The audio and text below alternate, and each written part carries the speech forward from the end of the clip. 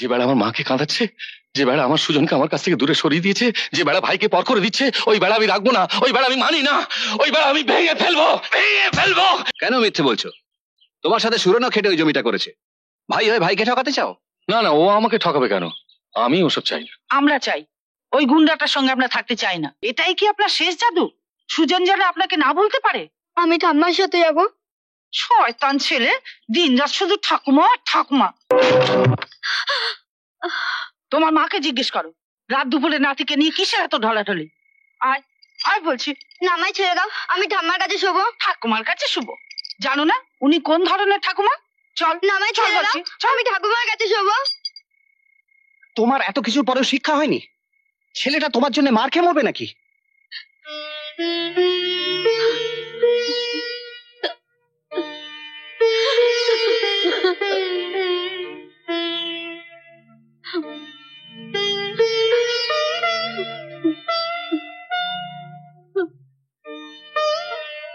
মা,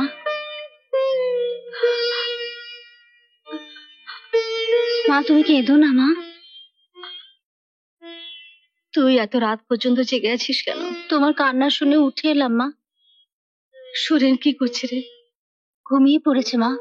ওকে কিছু বলিস না রে বউ। বলে কি কিছু লাভ হবে?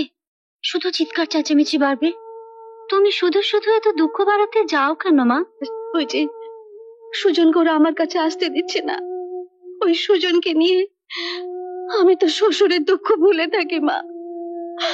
ওকে ছাড়া আমার ঘুম আসে না রে মা, আমার ঘুম আসে না। ভগবান তো তোর পেটেও দিয়েছে, তুই ওকে আমার কাছ থেকে দূরে রাখবি? বল মা, বল বল বল।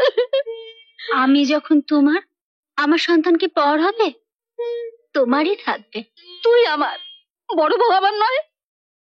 জানিস মা, আমি তো সবাইকে এক নজরে দেখেছিলাম, কিন্তু আজ ওরাই আমাকে পর করে দিচ্ছে মা। শান্ত হও মা, শান্ত হও। কপালে যা লেখা আছে তাই থাকবে। তুমি শোও মা, আমি যাই।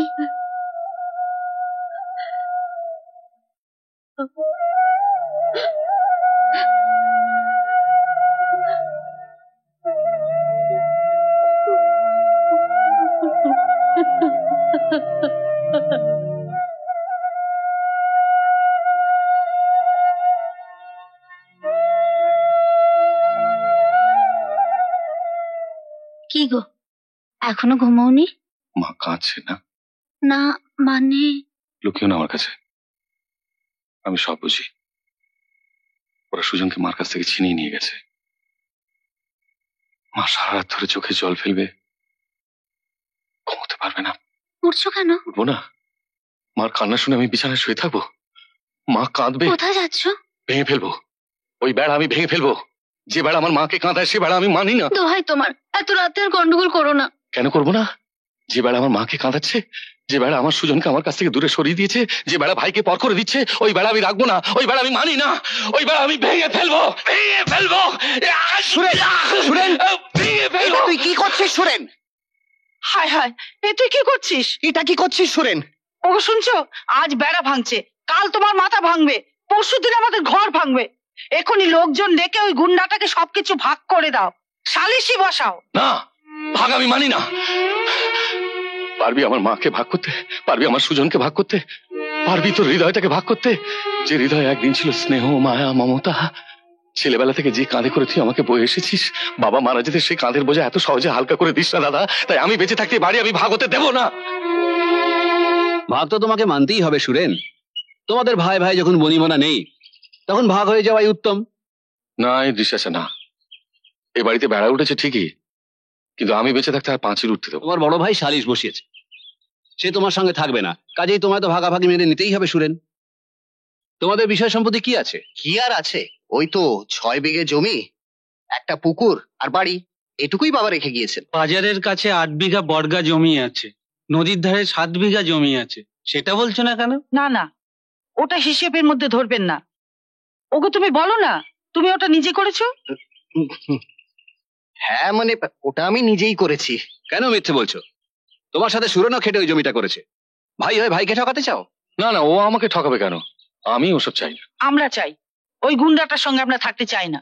ওরা মা ছেলে সুজনের বাবাকে পাগল করার আগে আমাদের সবকিছু ভাগ করে দিন। তা হয় না, হয় না। জঙ্গলের ধারে আমার বাবা আমাকে কুড়িয়ে পেয়েছিল।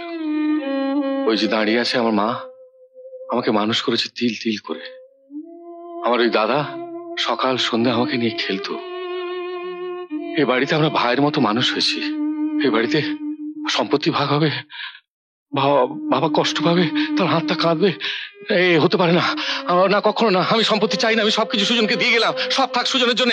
মাধবী, মাধবী চলো। সুরেন, আমিও তোর সঙ্গে যাব। তুই আমার কুড়িয়ে পাওয়া ছেলে, তোর সংসারে আমাকে ঠাঁই দে। হ্যাঁ চলো। সুরেন যখন সবকিছু ছেড়েই দিল, তখন তো আর সালিশের দরকার নেই। আমরা উঠি। আচ্ছা।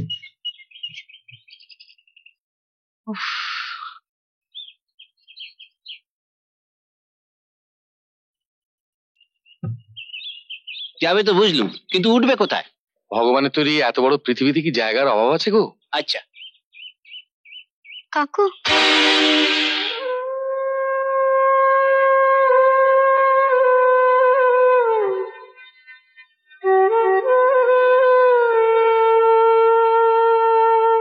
কি রে কাকু? তোমরা কোন বাড়িতে যাবে? জানি না রে। ঠাম্মাকে নিয়ে যাবে? আমাকে নিয়ে যাবে না কাকু? বড় হয়ে আসিস, যখন তোর মা আর তোকে বেঁধে রাখতে পারবে না, তখন ঠাম্মাকে দেখতে আসিস। এখন যা বাবা, নইলে আবার মার খাবি। যা যা বাবা, যা যা।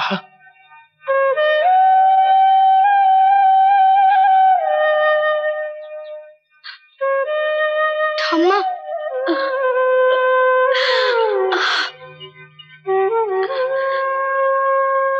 ওরে আমার ময়না পাখি রে, তোকে ছাড়া আমি বাঁচবো কি করে ভাই? আমি বাঁচবো কি করে? আমাকে ছেড়ে কোথাও যেও না ঠাম্মা। কোথায় যাবো রে ভাই? আমার আত্মাটা তো তোর কাছে পড়ে থাকবে।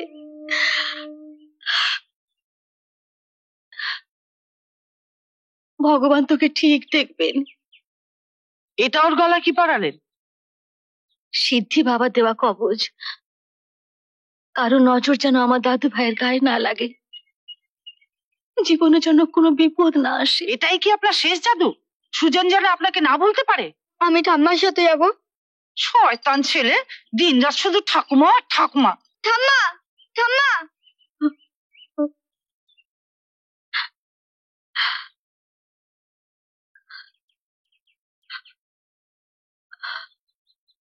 থাক না, আমি ঠাম্মার কাছে যাবো। থাক ঘরে। ওই হাড় জ্বালানোরা সব বিদায় হোক, তারপরে ঘর খুলবো। মা, আর কত দেরি করবে? চলে এসো।